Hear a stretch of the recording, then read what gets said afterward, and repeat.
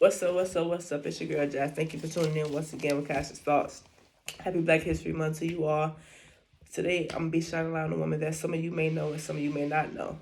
But she is a woman who wanted to make her own living and not depend on relationships or friends. The absolute first and last female known to serve as a Buffalo Soldier. The first African American female to enlist in the Army and the only documented black woman to serve in the Army in the 19th century. And she is no other than Cathay Williams. So, Cathay was born in Independence, Missouri, September of 1844. Her father was a free man, but her mother was a slave, so legally that also made Cathay a slave as well. As a child, she served as a house slave to the Johnson family near Jefferson City. During this time, in 1861, the Union forces were also occupying the area. So, a contraband, which is a captured slave, if you was captured, then you was forced to serve into the military. So at the age of 17, before her voluntary enlistment, her role in the Army was serving as a cook and a washerwoman. Under General Philip Sheridan, William accompanied the infantry all over the country. She served in areas like Georgia, Louisiana, and Iowa, to name a few. She also witnessed the River Ridge campaign and also the Battle of Pea Ridge.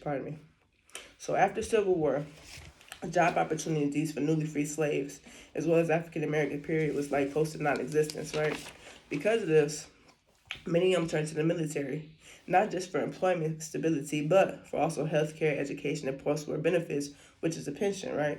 So, November of 1866, at the age of 24, despite women not being able to serve, Cathay 3-year enlistment started in St. Louis, Missouri.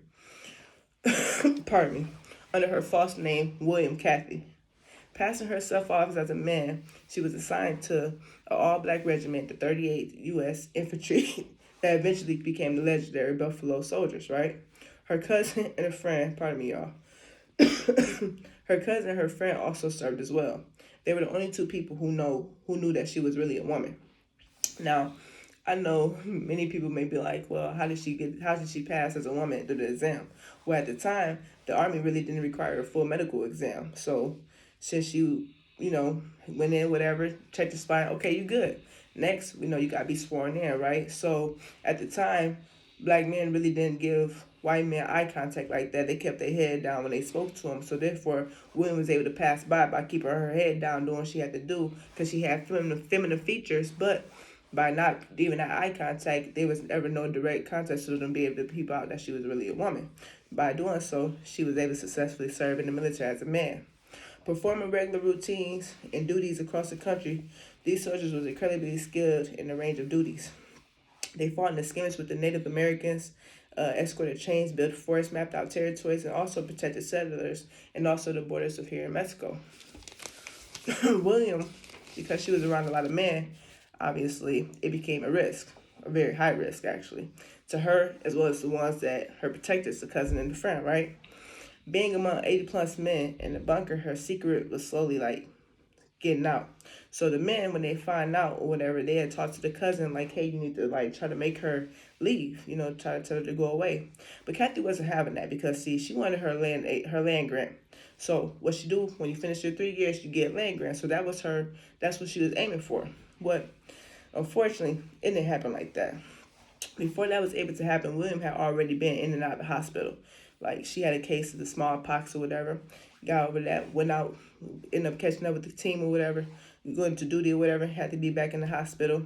So even as pardon me, even then it wasn't until October 1868 during her checkup that she was discovered to be a woman. Now to me it sounded like William kind of put this together herself because she knew that the captain at the time, his name is Captain Clark, he was getting ready to retire that November. Okay, at the end of July, she reported, to the doctors and stuff that she wanted to go ahead and that she had pain in her side. Her doing so because she wasn't sure if this next guy who was going to come in was going to be as nice as her current captain. So she did the sick leave. So at the end of July, she reported for sick duty. For side pains, right? The doctors didn't have to check her for the side pains though. So what she did was she ended up faking the chest pain like a heart attack, which will make you gotta get checked out. See, back then they used the wooden little tube that go from the ear to the chest. Well, she knew what was going on. So what she did was Now the doctor got to check her. You got chest pain. Now you got to get checked. So she had to unclothe herself. Once she unclothed herself, the doctor ran. He's found out she was a woman and ran on ahead and told the captain, like, hey, she's a woman. He's like, nah, she one of my best, one of my best guys out there. He's like, no, she's a woman. Come see. So when he came in, he was speechless. He couldn't believe it because, like, how, he's angry at this point because one, she passed off as a man, and two, he know if if I know, if we see this now, that means you've been in this room with all these men. Somebody else know too. So what he did was he gave her some papers to go to Fort Bernard, and he told her, since you kept your secret here, you need to keep your secret there as well. And when you get there, when he retired, he had sent orders for her so she could have an honorable discharge. So she went on ahead and did that, and she kept her word. She didn't say nothing, and so did he. So that's how she was able to get her honorable discharge. Post-military, her career, Cathay went on as a woman. She went on as herself with Cathay, and she eventually got married. The marriage didn't last long because her husband ended up stealing money and horses from her, and he was eventually arrested. And trying to make a life for herself underneath this new name, Kate Williams, she took a job as a seamstress and a laundress in Pueblo, Colorado. Still struggling with health issues after serving in the military, she had her toes amputated from diabetes. She suffered from diabetes, neurology, which is nerve problems, and also deafness. So this forced her to want to apply for her disability pension for the military. But the doctor concluded that she didn't qualify, not because she was undeserving of it, because she was obviously deserving of it, being out there serving and marching and all that, but because she posed as a man.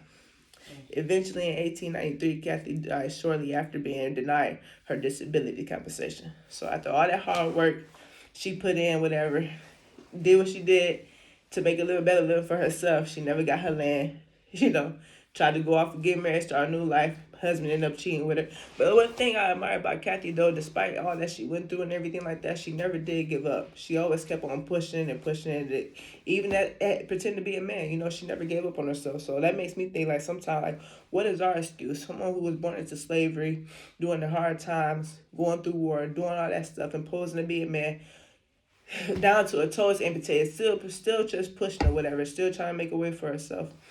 And hey, I'm just happy. Hope y'all enjoyed my story, whatever, for Cathay Williams. And hopefully it's short, sweet, straight to the point like I like it. And hopefully y'all have a good day. Peace.